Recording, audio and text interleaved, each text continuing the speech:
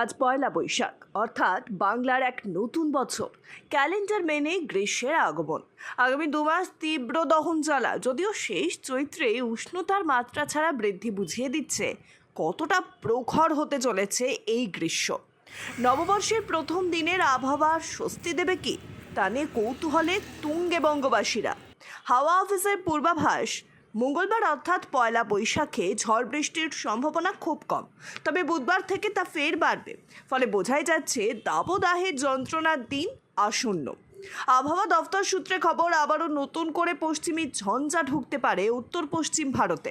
দক্ষিণ পূর্ব মধ্যপ্রদেশ থেকে উত্তর পূর্বের তেলেঙ্গানা পর্যন্ত তার বিস্তার। আর এই অক্ষরেখা বিদর্ভের উপর দিয়ে গিয়েছে। আরও একটি অক্ষরেখা রাজস্থান থেকে মধ্যপ্রদেশ পর্যন্ত বিস্তৃত, যেটি ছত্তিশগড়ের উপর দিয়ে গেছে। বিহার থেকে ওড়িশা পর্যন্ত আরেকটি অক্ষরেখা রয়েছে, যা ঝাড়খণ্ডের উপর দিয়ে এসেছে।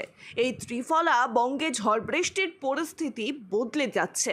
কোথাও বৃষ্টি তো কোথাও আবার শুষ্ক আবহাওয়া। Bureau report, sky news Bangla.